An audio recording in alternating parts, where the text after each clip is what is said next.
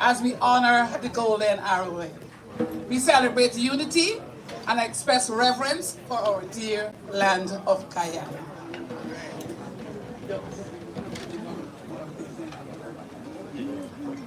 We now invite Mr. Dennis Nelson to present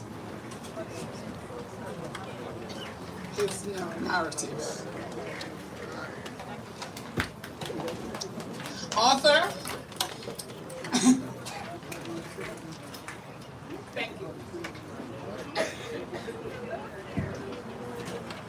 Good evening, everyone. Good evening. My name is Dennis Nelson, as you said, and I worked my life at Chronicle, and I used to own a newspaper in New York called Caribbean Impact, and I also had a charitable organization called Support Guyana Song.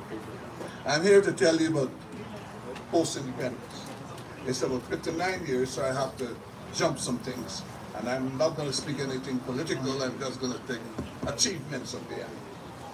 So, I'll just go on for the youths now. The golden arrowhead, which the flag of Guyana is called, has 5 colors. It has red, gold, green, black, and white. The red represents zeal, the gold represents the country's mineral wealth, the green, the farms and forests, the black symbolizes endurance, and the white, and the white represents Guyana's rivers. After independence, Queen Elizabeth remained the monarch as Guyana was still a member of the Commonwealth. The ruling party at the time of Guyana's independence was the People's National Congress. Its leader was Lyndon Forbes Sampson Burnham, and he became Guyana's first prime minister. The governor at that time was Sir Richard Late, and he remained in office, but as Governor General until December the 16th, 1966. Guyanese-born Sir David Rose was appointed by the Queen as Governor General and served in that office from December 16, 1966 until November 10, 1969, when he was accidentally killed by falling scaffolding in London, when he went to relinquish his credentials as Governor General in order to take up a new position in Guyana as President, as Guyana was preparing to become a cooperative republic, and he was the designated President. He was the first person to be buried in the Place of Heroes, also called the Seven Palms, in the Botanic Garden. When Sir David Rose died, Sir Edward Lockheed, the Chancellor, assumed the office of the Governor General as he was the Chancellor of the Judiciary. In the short period of Guyana's independence before it became a cooperative republic, there were 2 main incidents against Guyana. They were the 1966 invasion of Ankoko Island in the Cuyuni River, in which Venezuela seized control of half of the island. The other is the 1969 rebellion, also called of the nation, also called in the Essequibo region, commonly referred to as the Rupununi Uprising. The Rupununi Uprising was a secessionist insurrection. It was led by cattle ranchers who sought to establish their own independent territory in the Rupununi region, which is a vast area in southern Guyana. 5 police officers, I would like to call their names because they might have relatives here. Constable James McKenzie, William Norton, Michael Kendall, Sergeant James Anderson, and Inspector Whittington Bradford, along with 2 civilians, Victor Hernandez and Thomas James, were killed while the rebels destroyed buildings belonging to the Guyanese government with bazooka fire. One of the rebellion leaders, main leaders, was Valerie Hart, the wife of one of the ranchers. She fled with the other leaders to Venezuela after the Guyana Defense Force arrived on the scene. The Guyana Defense Force did not fire a shot. And it was said, that when they saw them, they ran. And it was said that Venezuela was behind this whole thing. They're still on. Also during that period, The National Insurance Scheme, NIS, was established on September the 29th, 1969. It is governed by the National Insurance and Social Security Act. The NIS provides social security benefits, including income replacement during the sickness or accidents, retirement benefits, and support for exceptional expenses like births and deaths. I'm saying this because a lot of the youngsters might not know, and a lot of the older people that are here, sitting down here today, still benefit from that. In 1970, the first constitution of the Cooperative Republic of Guyana, the ceremonial president replaced the monarch. So the Queen was no longer there as head of state. The ceremonial president was to be elected by the National Assembly for a 6-year period. But as Guyana was becoming a cooperative republic, and no president was chosen at the time, the chancellor took the job, had to use the job as president, and he was there until, from the 23rd of February until March the 17th, when Arthur Chung was elected by the assembly. So, really and truthfully, in hindsight, so the first person ever to hold that position as president of Guyana was the Chancellor E.V. Locke. So, on February the 23rd, Arthur Chung became a cooperative republic, or Arthur Chung became the thing. He served, Locke served a period of 23 days. Sir Arthur Chung was elected as ceremonial president on March 17th. Remember, I'm saying ceremonial, because the Prime Minister was still the head of the government. He was just the ceremonial president. Also in 1970, we saw the birth of Mashramani, one of the most powerful and colorful of all festivals in Guyana. The Mashramani Festival is observed in Guyana on February the 23rd, Guyana's Republic Day, to commemorate the birth of the Republic. The word Mashramani is derived from the Arawak indigenous language, and in translation means the celebration of a job well done. It refers to a special event which brings people together after an enterprise. Mashramani is celebrated in all 10 regions in the Guyana every year. Some with flag raising ceremonies, some with calypso competitions and other things, but right through to celebrate it. In 1973, in order to find employment for young people and so forth, the National Service was formed, a public service organization with a parliamentary element. It was formed by Prime Minister Forbes Burnham. Also came the Feed, House, and Clothe Yourself program, which was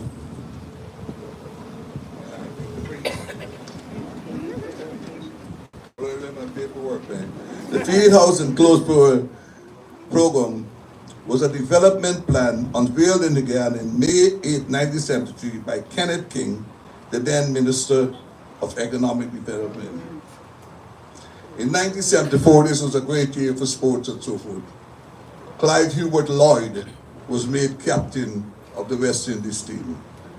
He held that captaincy until 1985, and during that period of time, he won 75% of his matches.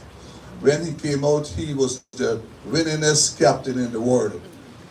People have surpassed him since then, but when he came out with that. And at that time, he also won 2 ODI championships in 1975 and 1979. The ODI championships was just started, and West Indies was ruling the roost, and they won the first 2. Every 4 years it is held. They won the first 2, 1975 and 1979. Guyana was also elected as a non-permanent member of the UN Secretary Council for the first time, serving in 1975 and 1976. On a sad note, something also happened in that year. Should I mention it? Yes. Jim Jones entered Guyana. No, 1974 he entered Guyana. 1976, unveiled 3 days before the 10th anniversary of Guyana independence, the 1763 monument, commonly referred to as a coffee statue, located at the eastern end of Brickdam on St. John Road, Durban Park. The work celebrates the Guyanese anti-colonial struggle, resistance of slavery, and eventual emancipation. It is dedicated to the memory of Kofi, an Akan man. I will say an Akan man because I will want you to remember this. The Gold Coast, which became Ghana, was the first African country to get independence from England. And Kofi was an Akan. Akan is one of the biggest set of people in Ghana, in the Gold Coast, which became Ghana on the 6th of March, 1956.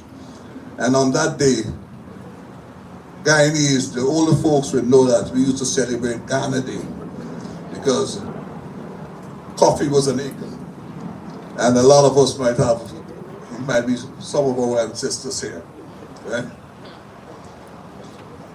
Fast forward, in 1978, the summer of 1977, Lord, this is giving me a hard time. In 1978 was the infamous massacre which occurred on November 18, 1978. This is when he had the massacre in 1978. A Democratic representative from the California 11th Congressional District, Leo Ryan, was assassinated by members of the People's Temple while he was in Guyana, investigating reports of abuses with the Jonestown settlement. I must let you know that there is no real place in Guyana called Jonestown other than in Mahaica. So Jim Jones got some land in the interior, and egotistic body boy, he named it Jonestown. So it made Guyana famous, but infamous. Also, 900 Americans and 2 Guyanese children who Jim Jones adopted were killed by this ordeal. 1980, we had a new constitution. We changed from having a ceremonial president to an executive president by referendum. And the first executive president that we had was, the prime minister had to become that person, and he was Forrest Burnham. And then in the event of the president passing, the prime minister becomes president. I'm saying this because later on you'll hear some trickery that happened in about that.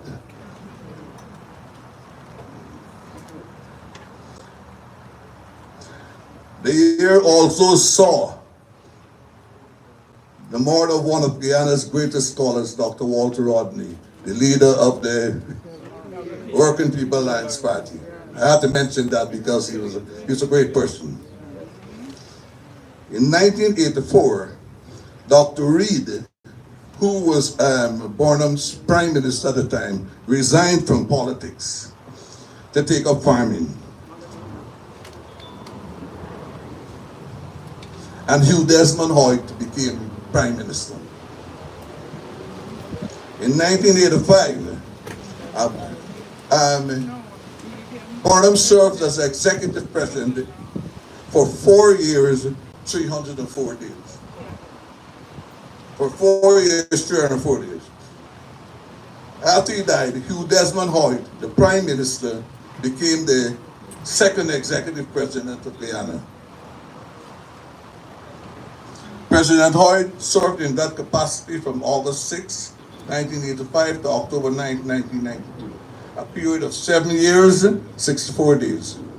His prime minister was Hamilton Green. So therefore, how it was president? Huh? He was president, served as president. Yeah. He's the prime minister. Oh, he's the prime minister who became president when Bonham died. That's what, didn't I say that? Yeah, I thought I said that. Yes. Yeah. In 1990, Guyana was focused. Let me just try. In October 9, 1992, there was a change of government and Dr. Chedi Beret Jagan, the leader of the PPP Civic Party, became president. I had to mention this because Dr. Chedi Jagan is one of the fathers of Guyana, and at the independence celebrations when we had it, both he and Burnham were there, and the flag raising, and they remained friends for a long time. Now back to sports. Let me go back. Because I'm jumping because I had a long thing.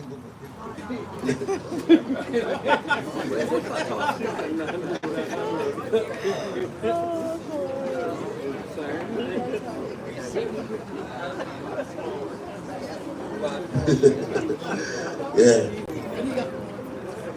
All right. So when Jagan died, the Prime Minister Sam Hines became president. There's a rule in the PPP Civic Party that the president should always come from the PPP party, and because it's a coalition, and the Prime Minister would come from the Civic Party. In the event Sam Hines got president, in the event of the death of the president, the Prime Minister, as I said before, becomes president. Interesting. Sounds very suspicious. It sounds very suspicious. Yes, fast forward. Yeah. In 2000, an amazing event. Also in 2000, with the Zimbabwe Constitution, the president can only serve 2 terms. Now let me go forward. A president can only serve 2 terms. Thank God. Right? Thank God. I got to fast forward. In 2001 to 2003, Andrew Sixhead Lewis defeated James Page to win a world boxing title. Also in 2002, Wayne Big Truck won a championship. And also Vivian Harris won a welterweight championship. 3 people won things in there. In 2004, Indian Arrival Day was initially celebrated as a public holiday on May 5th, 1988, commemorating the 150th anniversary of the arrival of Indian indentured workers. While it was declared a one-off holiday, that means only one time it was taken, the push for it to be permanent national holiday continued. And it was officially designated a public holiday called Arrival Day in 2004. This Arrival Day is to signify all the races that arrived to take over from the slaves. Yes. Yeah. Go to 2006, the establishment. In 2006, the CARICOM Secretariat was established. It's always a headquarters in Guyana, but the building was finished in Liliendal and handed over to the CARICOM people. I gotta go a little further. I gotta go very far. Go straight. 9 pages to get Go into Guyana from. go straight to 2025. Another president that died in office, and I said was Chedi Beret Jagan, and he is one of the only presidents that died is not buried at the 7 Ponds. He was buried in Babu John by Hindu rites. Yeah, Jagan. All right, let's go. In 2015, 2015, 10 years ago. general elections, the APNU and the MSC Coalition Party won the election Their presidential candidate was David Granger. He served as Guyana's 8th executive president from May 16, 2015 to August 2nd, 2020, a period of 5 years, 78 days. His prime minister was Moses Nagamutu of the AFC party. Yeah. On August the 11th, 1999, I just want to tell you this, 1999, Janet Jagan, who was president at the time, decided that she wanted to resign. So in order for her to resign, as I said before, the prime minister takes over from the president. In order for her to resign, Sam Hines had to resign. So when Sam Hines resigned, Barrett Jaguar was made the prime minister. Then she resigned, and Barrett Jaguar became president, and he re-employed Sam Hines as the prime minister. And all this happened on August the 11th, 1999. But the most important thing that happened on August the 11th, 1999, it was my birthday.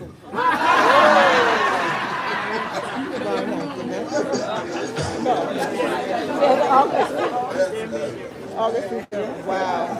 So I'm going to close off now by telling that the last president we have is Orphan Ali, and he's an incumbent.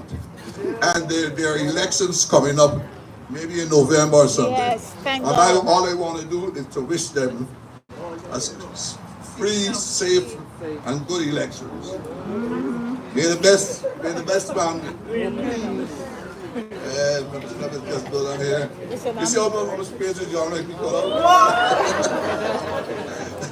So I want to say that I thank the president of the Ghana Association of Georgia, Mr. Marcus Gordon, and his Memorial Day Committee for giving me this opportunity to share some of the post-independent history of our beloved dear land of Ghana with you. Enjoy the rest of the memorial.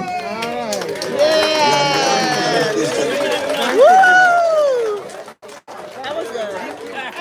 Let me just say one more thing. If y'all need to see, anybody need to see any of this, I'm going to give it to the GOAG, and they're going to put it on the website. You can read the whole thing. Yes, Let's get this a big round of applause. Thank you. To put so many years in minutes is almost an impossible task. But he did it.